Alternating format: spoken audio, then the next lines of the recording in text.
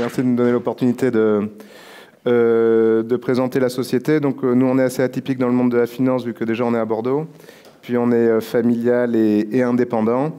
Et donc, on est agréé par l'AMF et on exerce des activités d'intermédiation boursière et de gestion sous mandat. Et on est également agréé par Euronext donc en qualité de listing sponsor. Donc, qu'est-ce qu'un listing sponsor? C'est donc le garant de la société cotée vis-à-vis du marché. C'est celui qui doit présenter le dossier d'introduction en bourse donc auprès de l'opérateur de marché Euronext et aussi auprès de l'autorité des marchés financiers. Et donc, les entreprises ne vont pas seules en bourse. Elles sont là accompagnées par des sociétés de conseil que nous sommes et qui s'occupent donc de tout structurer, de tout organiser, de vérifier aussi en amont si la société est apte à rentrer en bourse. Donc déjà au niveau juridique, parce que pour le reste, c'est la loi du marché. On l'a vu là avec Iceram, une société qui ne fait pas beaucoup de chiffre d'affaires et qui a réussi à lever pas mal d'argent. Ou sinon à Bordeaux, on a aussi dans les bibliothèques Fermentalg qui a réussi à lever plusieurs dizaines de millions d'euros en ne faisant pas de chiffre d'affaires. Donc c'est difficile de dire qui est apte ou pas, mais en tout cas, à regarder si le dirigeant est structuré, si la société est structurée. Et en tout cas, il y a des critères juridiques et comptables à valider. Donc ça, je crois que vous en développerez ça, Pierre, après. Et donc, on est là pour être aux côtés de l'entreprise, notamment pour donc structurer l'opération, l'accompagner, et notamment préparer la levée de fonds. Donc on en a parlé un peu tout à l'heure, donc c'est pour ça que j'avais décidé de m'arrêter un peu dessus sur la valorisation boursière qui souvent attire, la bourse attire beaucoup pour sa valorisation. Pourquoi parce qu'on l'a vu donc avec Iceram, on n'est pas du tout sur les mêmes standards que sur le private equity. Donc c'est bien ou pas, mais en tout cas, ça se justifie par rapport à beaucoup de choses, et notamment par rapport à la structuration de l'opération. Déjà, vous êtes dans contrairement à une opération de private equity qui est en fait confidentielle, où vous vous adressez qu'avec quelques personnes, là, l'opération, normalement, suivant les typologies, mais est publique, donc vous vous adressez à la terre entière, et donc c'est qui en veut, et donc c'est là vraiment la confrontation, ce qu'est le marché de l'offre et de la demande, et donc l'effet rareté. Après, il y a d'autres avantages qui sont pour le chef d'entreprise, au-delà de la valorisation, qui est l'absence de pacte et d'autres choses, mais surtout, qu'est-ce qui permet d'afficher une certaine valorisation? C'est la liquidité. C'est pour ça qu'il faut le rappeler et que c'est très, très important. C'est quand on sait qu'on peut sortir d'un investissement de façon rapide, on est prêt à y aller. Voilà, c'est vraiment cette flexibilité-là. C'est pour ça qu'on voit même souvent, je trouve que c'est le cas intéressant de sociétés foncières qui valent plus cher en bourse que la valeur de leurs actifs, parce qu'il y a cette liquidité qui est offerte et c'est quand même un plus. Et donc, ça permet à l'investisseur de pouvoir diversifier. Et contrairement à un fonds de private equity qui doit faire des due deals, qui doit donc des contrôles sur la société, qui doit l'auditer, qui passe du temps, qui doit suivre parce que l'information n'est pas publique, il ne va pas investir 10 000 euros. Il va investir un certain ticket parce qu'il y passe beaucoup de temps, et notamment pour faire suivre les positions.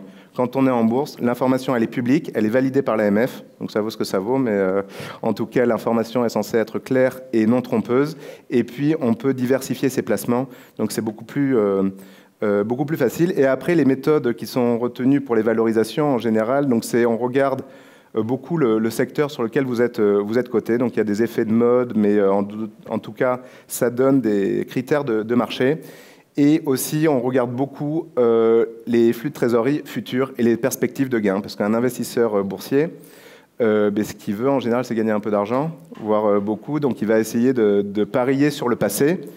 Le fonds de private equity, je vais dire aussi, mais sauf que sa sortie est beaucoup plus hypothétique. Donc il va essayer déjà de faire une meilleure opération à l'entrée.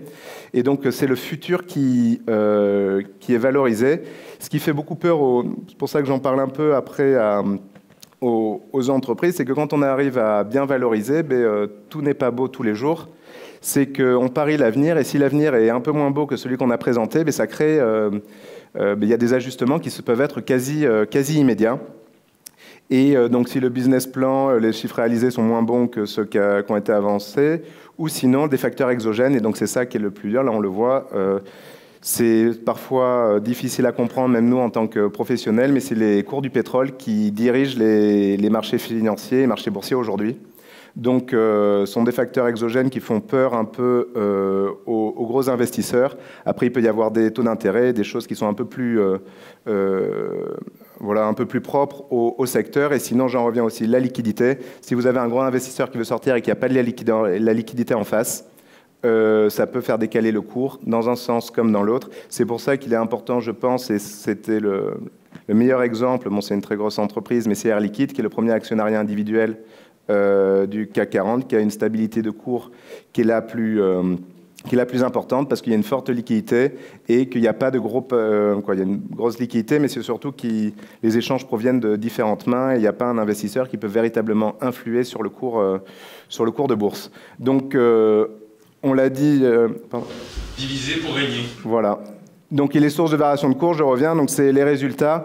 Le news flow, donc on l'a vu sur ICERAM, bon, il a expliqué bien ce qu'il faisait, et on en a parlé, mais le jour, donc après j'ai mis je crois que c'est la slide d'après où il y a le graphique, non encore, on reviendra après.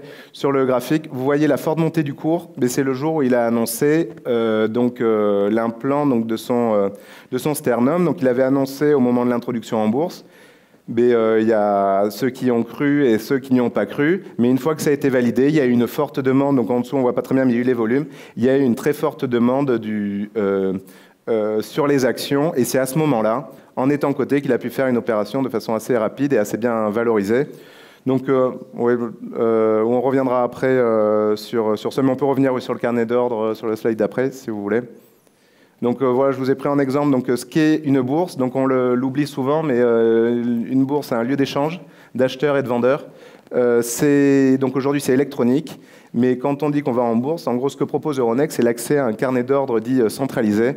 Donc là, j'ai pris ICERAM. Et donc vous avez des ordres à des quantités de titres à la vente et des quantités de titres à l'achat. Et ce qui va faire monter ou baisser le cours, c'est la rareté, c'est-à-dire que quelqu'un qui voudrait acheter aujourd'hui 5000 titres, il est obligé il ne va pas acheter au dernier cours coté qui est 4,66, mais il va devoir venir chercher des vendeurs à 4,90, à 5. Bon, d'ici là, si ça monte, ça va attirer d'autres vendeurs, et inversement à la vente. Donc ça, c'est la réalité d'une bourse, et on l'oublie de temps en temps, et je tenais quand même à présenter qu'est-ce que c'est qu'une bourse. C'est tout simplement ce carnet d'ordre où vous pouvez inscrire des ordres au travers de votre banque pour intervenir.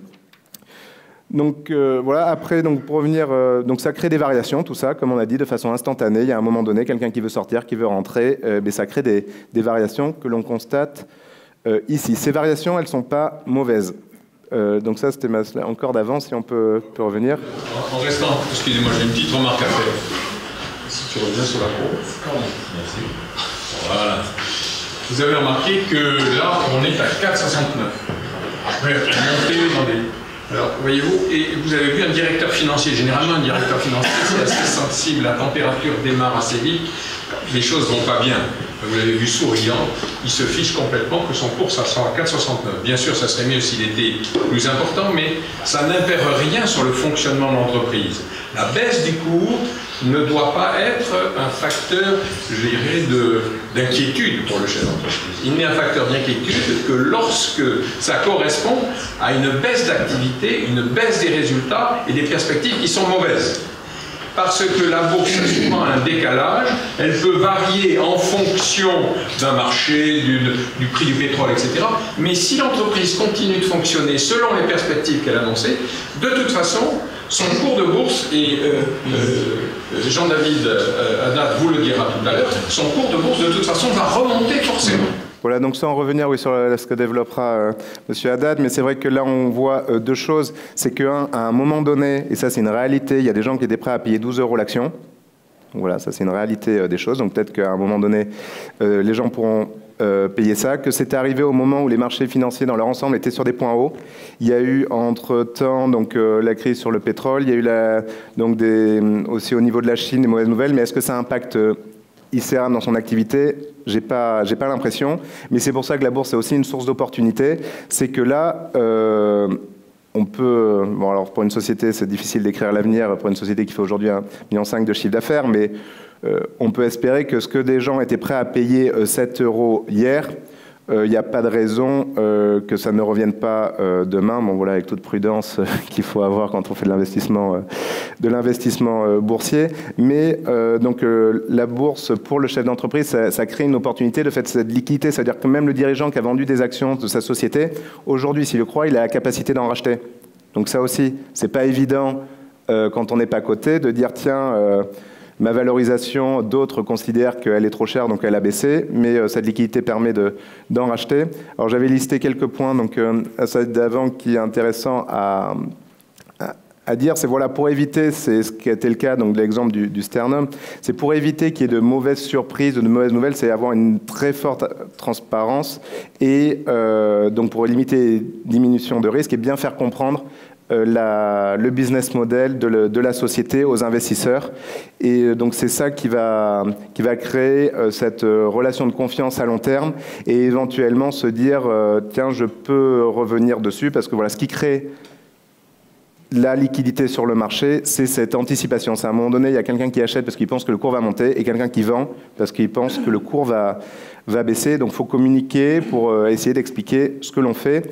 Et puis aussi, je voulais préciser les avantages donc, offerts par la liquidité et la cotation, c'est que ça crée véritablement aussi une monnaie d'échange dans des croissances externes parce que quand on a un titre qui est liquide, on peut payer avec et ça c'est vraiment un avantage. Et quand il y a de temps en temps, on peut être survalorisé. Donc pareil, c'est quelque chose qui peut être assez subjectif. Mais typiquement, on l'a vu avec Iceram, à un moment donné, le cours a explosé. Ils en ont profité pour lever des fonds à un meilleur cours possible en se diluant le moins possible. Mais pareil, vous pouvez en profiter quand votre secteur est à la mode, que votre entreprise est à la mode pour voilà, payer vos acquisitions, pour faire donc, des opérations financières de manière rapide au moment opportun.